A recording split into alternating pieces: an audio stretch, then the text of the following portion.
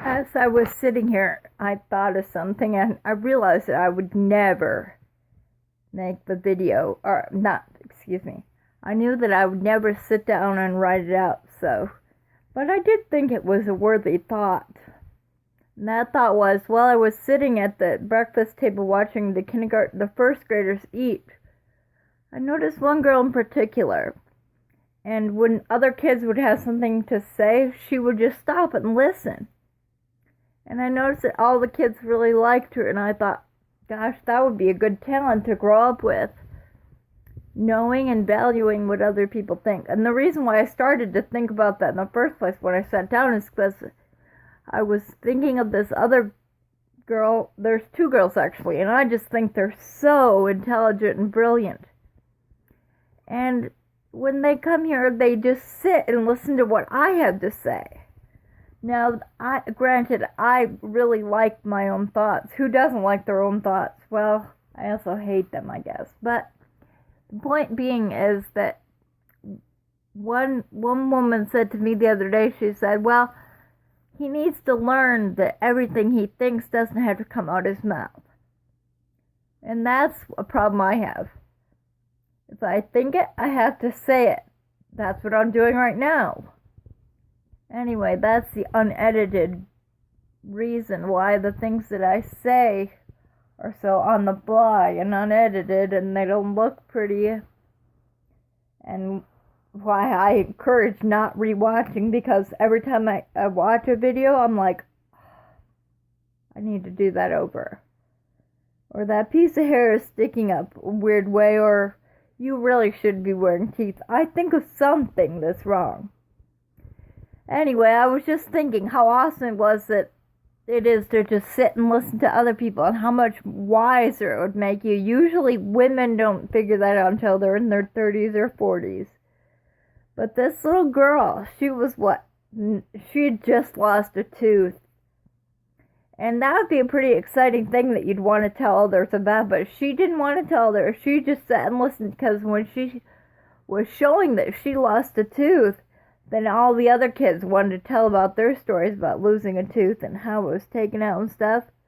And I was impressed that she didn't say, and tell about how she lost her tooth. She just sat there and listened. It was attentive. And then when she asked one of the kids, you want to play? Everyone wanted to go play with her. And everyone wanted to sit next to her too. And I thought, that is what I'm missing. Oh, also, another cool thing about that is I was walking home and I walked past this little girl. And, well, she was inside of the vehicle, but the door was open so her brother could get out to go to school. She says, hi! And I thought, oh yeah, that's so much like her mom. And her mom is one of those people that's just incredible. And just something I'll never be. She's very outgoing and really polite and nice and kind to everyone. I've noticed in my life that there's a few people that are just really nice and they always have nice things to say. Seeing them is such a pleasure, and you want to be around them because they always make you feel good. In a meeting that I attended last week, or maybe it was this week, somebody had said something to the effect of, oh, this is getting too long because now my thoughts are piling up, probably because I'm sharing them. They're like, oh, I want to get shared, so I'm thinking all these thoughts. Okay, I'll just share these two. No more thoughts, okay? Okay, somebody said something to the effect of, maybe it was something I watched, a video. Anyway, the point was that when we love the people we serve, then we start to be more kind and friendly to everyone we see. And I'm thinking, yeah, there are kids that do that. And they're emulating their parents. And I really want my kids to be that way. I'm not that way.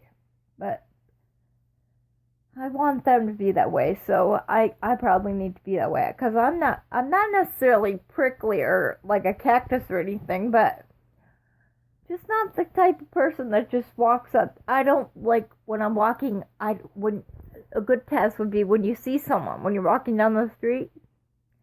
Does it excite you because there's another person with another story, and who knows what they could say to you? It's exciting. That's not what I think. I think, oh, I probably need to get out of their way because they're more important. Or I think, oh, this is going to be drama. I don't want drama. I just want to think what I'm thinking and just go on my way. And I mumble to myself all the time. And yeah, I'm like that crazy person that everybody sees, but they don't realize they're crazy. Anyway, and the last thing, this is something that was said, that it was the most important thing said the whole time. She says, I really appreciate everything everyone has said, but I just want to add one thing. She says, if you don't get anything else out of attending this meeting, I want you to at least get the feeling that you're loved. And I thought, that's why we like to go anywhere. We like to go to school, we like to go to church, we like to go anywhere where there's other people. That's what makes us social. Social people like to feel loved. And if they feel that, they keep coming back. It's just like eating candy to kids. I was reading a book that my son did about, I'm way too much time. Anyway, I'll just keep going now. My son has a page in this book, and everyone wrote what they love. And one child wrote, I love candy. And then they have to give reasons. First, I love it because it tastes good. Oh, this other girl that's so sweet that I was telling you about, she says, and how many of us relate to that? She says, I love honey buns. She says, because they have good sugar, and I just can't get enough. I just keep eating them and eating them and eating them because I love them so much.